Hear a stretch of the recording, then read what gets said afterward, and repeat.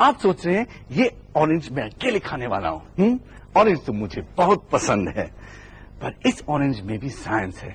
In fact science हमारे चारों तरफ है। खाने पीने की चीजों से लेके हमारी छोटी छोटी एक्टिविटीज में भी साइंस है। अब इस ऑरेंज को देखिए, इसको खाने के बाद हम इसके छिलके को फेंक देते हैं, पर इसके छिलके में भी साइंस है। ये तो फूल जड़ी की तरह जल रहा है। कमाल है, ये तो जादू हो गया। और एक जादू शिवम भी हमें दिखाने वाला है। काला जादू। हा हा हा। बंगाल का ये काला जादू, जिस पर चले वो हो जाए लाल। शिवम देखो, हमारे पास कितने अच्छे साइंटिफिक फैक्ट्स हैं। देखो देखो, ये क्या कर रहे हो? ये है मेरा काला जादू बंगाल से। तुम जादूगर, शर्म नहीं आती तुम्हें? हमारे साइंस के अड्डे की नाक मत कटवाओ। भाई जादू तो जादू है, मैं तुम्हें और आप सबको भी दिखा सकता हूँ। दिखाओ दिखाओ, जरा हम भी तो देखें मिस्टर जादूगर का कमाल। अच्छा, तुम्हें मेरा जादू देखना है? यहाँ आके बैठो। ओके मैजिक वॉन्ड, दिखा दे अपना कमाल। अब अपने पैर सीधे रखो, हाथ सीधे। वो तो है ही। चलो इसी तरह पीठ सीधी रखना। आगे आगे बोलो, आगे। काला जादू, ताला जादू, बंगाल का ताला जादू, चल जा दीपिका पे तुक छू। अच्छा अब उठकर दिखाओ। चीटिंग नहीं।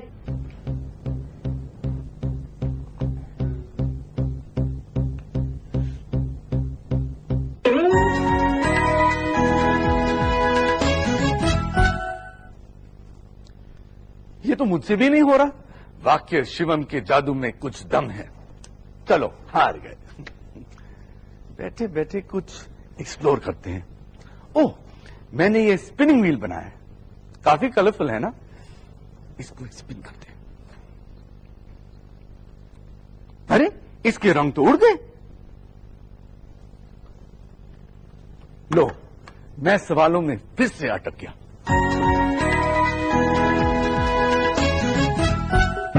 यार तुमने तो मुझे सचमुच फंसा दिया। आप भी अटक गए, लेकिन ये कोई जादू वादू नहीं, ये है प्योर साइंस। ये कमाल है उस फोर्स का जो हमें हमेशा पकड़ कर रखती है। पता चला हम किस फोर्स की बात कर रहे हैं? मैं तो समझ गई, ग्रेविटी मतलब गुरुत्वाकर्षण, राइट? हम आसमान में क्यों नहीं उड़ते? चीजें नीचे क्यों गिरती हैं? सिर नीचे पैर ऊपर क्यों नहीं होते? इन सब का जवाब है पृथ्वी की ग्रेविटी या गुरुत्वाकर्षण। पर ग्रेविटी का असर सिर्फ यही नहीं, वही है जो बादलों से बरसात कराती है, नदियों को बहाती है और हमारे वायुमंडल को भी रोक कर रखती है। जस्ट इमेजिन, अगर ग्रेविटी ना होती तो हमारा आसमान ही उड़ जाता। ना होती बारिश, ना होते तारे, हवा में उड़ते रहते हम सारे। न्यूटन के सिर पर सेब ना गिरता। ग्रेविटी ना होती तो भला पेड़ कैसे उगता? भाई वो तो है। क्या साइंटिफिक कविता बनाई है ना मैंने। वाह तो बोलो। वाह वाह वाह दीपिका, क्या कविता थी। पर अब जरा आप प्रोज में बात करेंगी और मुझे बताओ, अगर पृथ्वी सचमुच गोल है और उसकी ग्रेविटी हमें नीचे से खींचती है तो हम गिर क्यों नहीं जाते? नीचे की तरफ का ये मतलब थोड़े ना है कि ग्रेविटी कश्मीर में रहने वालों को केरला की तरफ खींचती है। इसका तो ये मतलब है कि पृथ्वी ग्रेविटी से हमें अपने केंद्र की तरफ खींचती है, जिससे हम खड़े हो पाते हैं। तो ये बताओ कि इक्वेटर पर रहने वाले लोग एंगल में खड़े क्यों नहीं होते, सीधे कैसे खड़े हो जाते? मुझे कंफ्यूज मत करो, मैं नहीं जानती तुम्हारे क्यों और कैसे का जवाब। मैं केटू थोड़ी ना हूँ। भाई केटू तो मैं भी नहीं हूँ, लेकिन सच बात बताऊँ, मैं भी बहुत चकरा गया हूँ।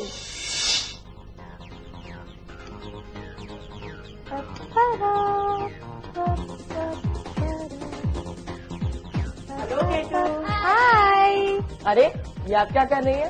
देखो देखो, एक बहुत मजेदार एक्सपेरिमेंट। ये है क्या? जिसे दीपिका जादू कहेगी। अभी देखो। अरे ये क्या, गुब्बारा तो अपने आप फूलता जा रहा है। चलो दीपिका तुम ट्राई करो। 1 मिनट मुझे भरने दो पूरा। चलो मैं ये डाल दूं उसमें? अरे हाथ से नहीं, जल जाएगा, ड्राई आइस है। अच्छा किटू, लगता है आप थोड़ी बिजी हैं, हम बाद में आते हैं। बिल्कुल भी नहीं, तुम लोगों के लिए मैं कभी बिजी नहीं हो सकती। पूछो क्या पूछना है। एक्चुअली केटू, हम लोग ग्रेविटी की फील्ड में अटक गए थे। तो अटके रहो। मेरा मतलब है ग्रेविटी के फील्ड में अटके रहने में ही भलाई है, वरना सब उल्टा पुल्टा हो जाता है। केटू, हमें बताइए कि पृथ्वी हमें अपनी ग्रेविटी से अपने केंद्र की तरफ खींचती है, तो फिर इक्वेटर पर रहने वाले लोग एंगल पे क्यों नहीं खड़े होते? वो सीधे कैसे खड़े हो सकते हैं? अब जब ग्रेविटी की बात आई है तो समझना पड़ेगा लॉजिकली। तो शुरू करने का तो सिर्फ एक तरीका है, सर आइजैक न्यूटन, जो एक ऐसे साइंटिस्ट थे जिन्होंने ग्रेविटी के बारे में खुद भी समझा और हम तक भी बात पहुंचाई। सर आइजैक न्यूटन एक महान साइंटिस्ट जिन्होंने 400 साल पहले ग्रेविटी का राज खोल दिया। सर न्यूटन ने पता लगाया कि किसी भी दो चीजों के बीच एक अट्रैक्शन होता है, एक खिंचाव, यही है ग्रेविटी का बल। ग्रेविटी कभी धक्का नहीं देती, it never pushes, it only pulls. Sir Newton ने साबित कर दिया कि ग्रेविटी का बल मास या द्रव्यमान पर और डिस्टेंस या दूरी पर निर्भर करता है। सर न्यूटन ने ही ग्रेविटी के नियम को अंतरिक्ष में भी लागू किया। हमारा पूरा सौर मंडल, सोलर सिस्टम भी ग्रेविटी के नियम पर ही टिका है। चंद्रमा भी तो ग्रेविटी के कारण ही पृथ्वी के चारों तरफ परिक्रमा कर रहा है।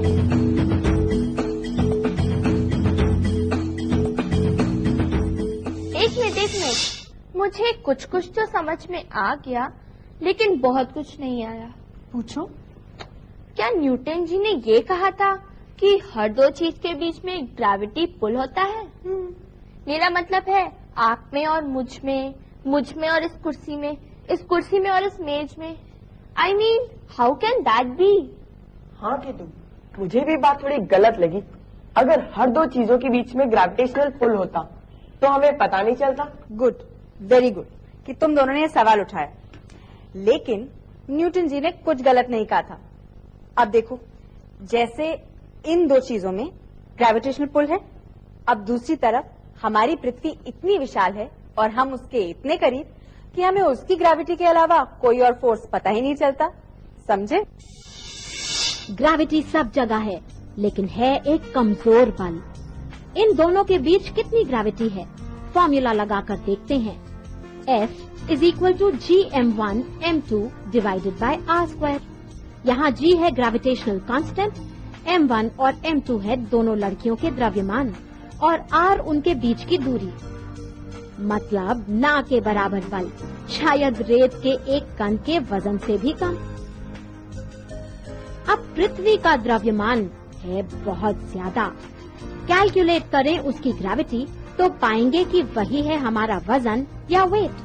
वो ऐसे, ग्रेविटी हमें नीचे खींचती है, लेकिन हम जिस चीज पर खड़े या बैठे होते हैं वो हमें उतनी ही जोर से ऊपर की तरफ धक्का देता है।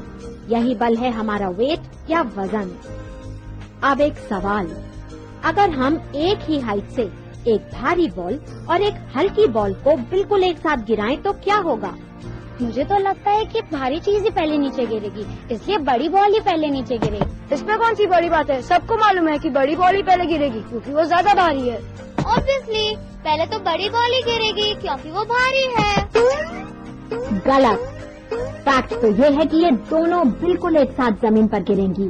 ग्रेविटी का बल द्रव्यमान पर डिपेंड करता है, न कि वजन पर। वो पर यूनिट मास एक कांस्टेंट है। अभी के लिए मान लो कि ये हमारी प्यारी पृथ्वी है, आ गुड अर्थ। और ये डंडिया क्या है? हम। आप मजाक कर रही हैं ना? नहीं बाबा, बिल्कुल सीरियस हूँ। यही है तुम्हारे सवाल का जवाब। क्या?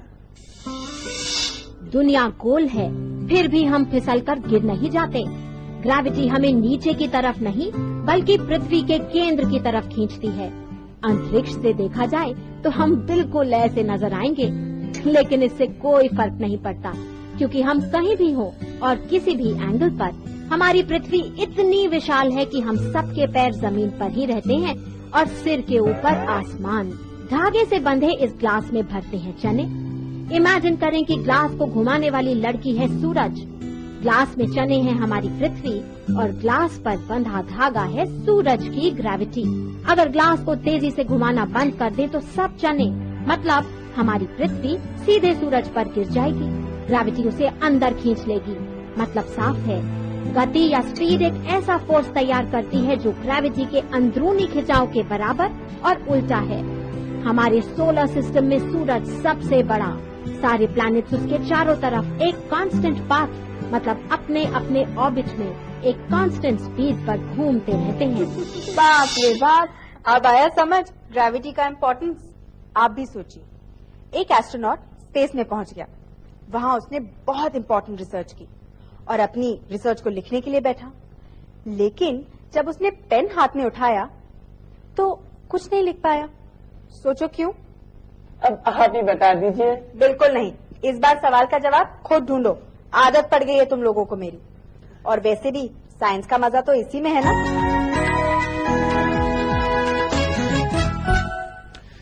मुझे तो बहुत भूख लग रही है और मेरा बॉइल्ड अंडा कहाँ है? ये तो कच्चे अंडों के साथ मिल गया है। अब कौन सा बॉइल्ड है और कौन सा कच्चा?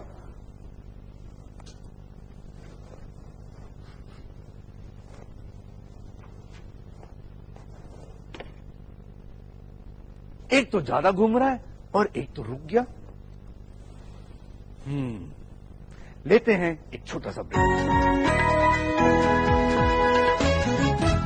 क्या आपने कुछ सोचा है? मुझे याद आया, जो अंडा ज्यादा घूमता है वो उबला हुआ होता है और जो कम घूमता है वो है कच्चा। मानते नहीं? ये अंडा ज्यादा घूम रहा था।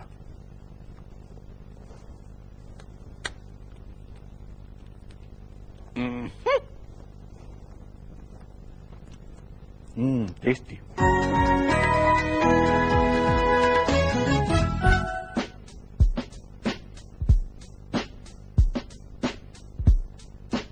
जवाब मिल गया।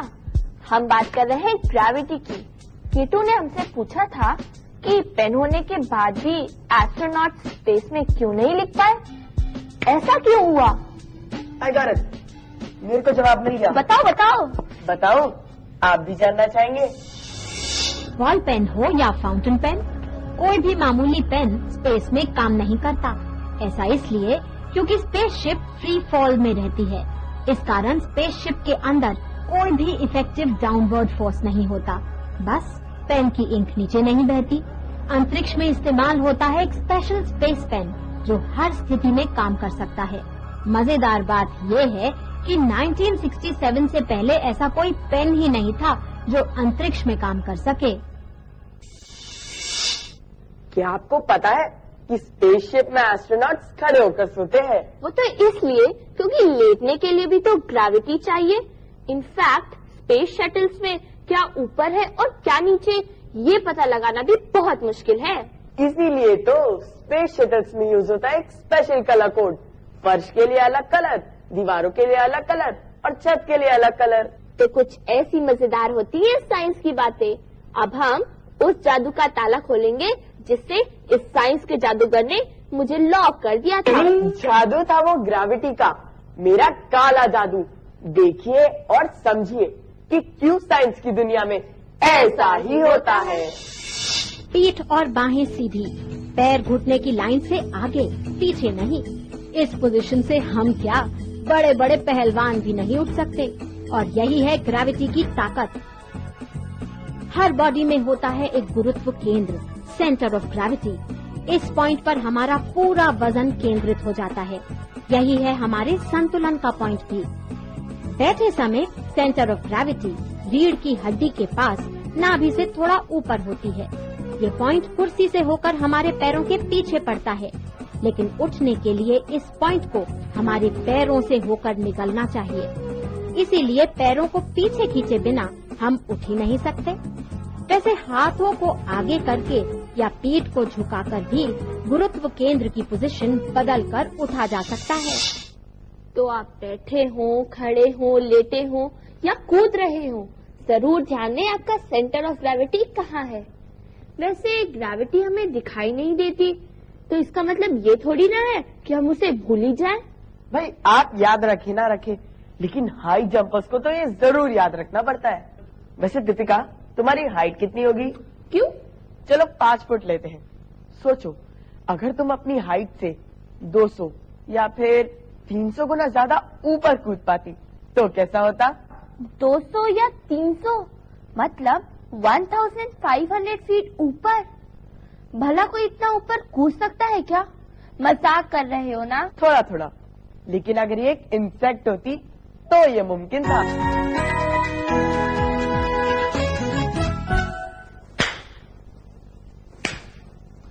छोटी छोटी इंसेक्ट से लेकर बड़ी बड़ी चीजों तक सभी में वजन है। क्या आपने कभी सोचा है कि न दिखने वाली हवा में भी वजन है? नहीं मानते? मैं दिखा दूं। 2 बलून्स, दोनों में हवा।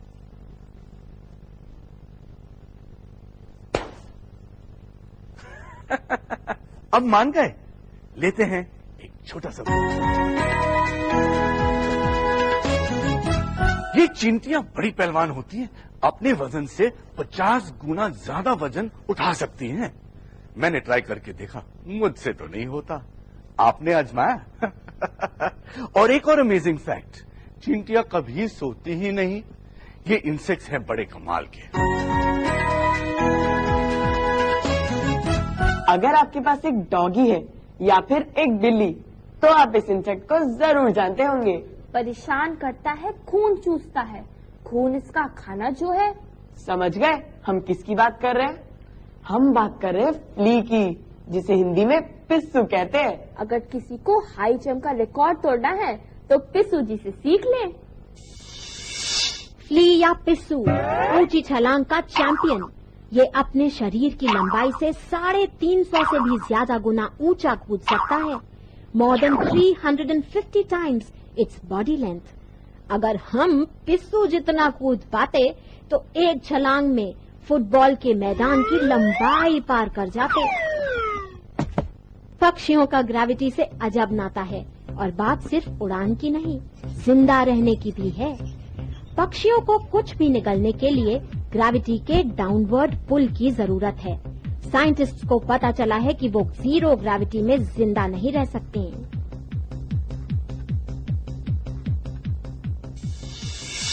इसीलिए तो वैज्ञानिक पक्षी को स्पेस में नहीं ले जा सकते, बेचारे भूखे प्यासे मर जाएंगे। अजब है ना हमारी ये साइंस की दुनिया।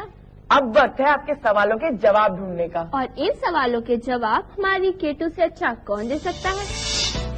हाय। तो आप लोगों ने पूछा था कि क्या माचिस या लाइटर के बिना आग जलाई जा सकती है? मैं आपका जवाब नहीं देती, करके दिखाती हूँ। कागज के कुछ टुकड़े, उन पर डालते हैं KMnO4 या पोटेशियम परमैंगनेट, और अब ग्लिसरीन की कुछ बूंदें। लग गई आग माचिस के बिना। यहाँ ऐसा ही होता है। आप हमसे यूं ही मिलते रहिए हर हफ्ते, और हम आपको यूं ही मजेदार फैक्ट्स बताते रहेंगे। बाय करने से पहले वक्त है हमारे मजेदार फैक्ट का। क्या आप जानते हैं बतख मतलब डक कैसे बोलती है? Quack quack quack quack. Thank you mister बतख। लेकिन क्या आपको पता है बतख की आवाज गूंजती नहीं, एको नहीं करती? क्यों? ये तो साइंटिस्ट को भी नहीं पता, रिसर्च चल रही है। Quack quack quack quack. ये क्वैक क्वैक की आवाज में टटर की आवाज कहां से आ रही है?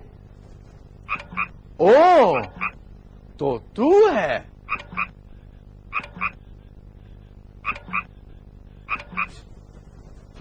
तभी मैं सोच रहा हूं ये आवाज में ट्विस्ट कहां से आ रही है। अब आपने किटकिट की आवाज तो सुन ली, अब पिट पिट की भी सुन लीजिए, वो तो हमारी तरह बोलता है।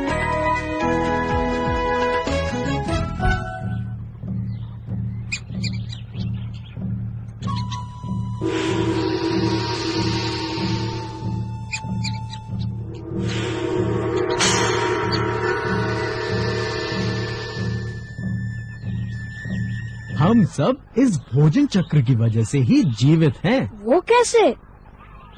देखो, फूड चेन अर्थात आहार चक्र जीव जगत की एक ऐसी श्रृंखला है जिसके अंतर्गत भोजन के माध्यम से शक्ति स्थानांतरित होती रहती है, यानी एनर्जी चैनलाइज होती है और शक्ति ऊर्जा ही जीवन को कायम रखती है। पृथ्वी पर केवल सूर्य ही प्रकाश और ऊर्जा का एकमात्र स्रोत है। सूर्य प्रकाश के द्वारा वनस्पति प्रकाश संश्लेषण अर्थात फोटोसिंथेसिस की प्रक्रिया द्वारा अपने लिए खुराक बना लेती है। ये ऊर्जा वनस्पति के पत्तों, फूलों, फलों और बीज में संग्रहित होती है।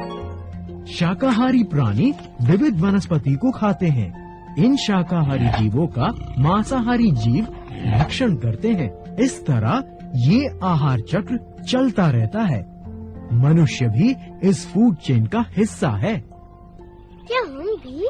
हाँ, हर स्तर पर ऊर्जा जैविक द्रव्यमान यानी ऑर्गेनिक मैटर के रूप में संग्रहित होती है। यही फूड चेन है। इसमें सर्वप्रथम स्थान वनस्पति का है। सबसे ऊपर अंतिम उपभोक्ता अर्थात लास्ट कंज्यूमर का स्थान रहता है। इस तरह एक पिरामिड बनता है। प्रत्येक स्तर पर उसके बाद के स्तर के लिए अंतः शक्ति की मात्रा प्रदर्शित होती है। जब इस फूड चेन का अंतिम उपभोक्ता मृत होता है तब उसके विघटित कोशों को वनस्पति पोषक द्रव्य अर्थात मिनरल्स के रूप में ग्रहण करती है, अर्थात आखिरी कड़ी से प्रथम कड़ी जुड़ जाती है और चेन संपूर्ण हो जाती है, आगे बढ़ती है। और कोई कड़ी गुम हो जाए या टूट जाए तो फूड चेन बिखर जाएगी और ऊर्जा का व्यय होने लगेगा, जिसके कारण जीवन का अस्तित्व जोखिम में पड़ जाएगा। इसलिए हमें अपने इकोसिस्टम को बचाए रखना होगा। किसी भी जाति प्रजाति को लुप्त होने से बचाना होगा, क्योंकि प्रत्येक जीवन अन्योन्य आलंबित है यानी इंटरकनेक्टेड है। तो अगर जीवित रहने की है फिक्र तो रुकने न पाए ये आहार चक्र।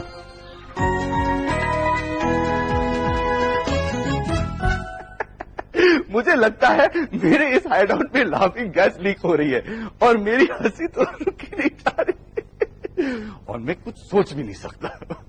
पर मैं जानता हूं कि आप सोच सकते हो और अगर आप सोच सकते हो तो आपके दिमाग में सवाल पैदा हो रहे होंगे और उन सवालों के जवाब के लिए हमें लिख भेजेगा इसी पते पर। ऐसा ही होता है। 3183 डेकू ISRO SAC campus, Ambawadi Vistar post office, Ahmedabad 380015। Email ah3@sac.isro.gov.in।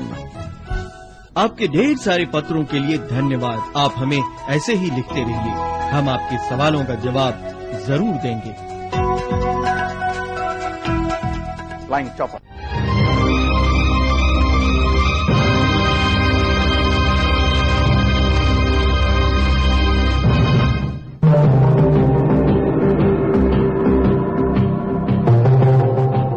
इस कार्यक्रम के प्रायोजक हैं डेकू इसरो और विज्ञान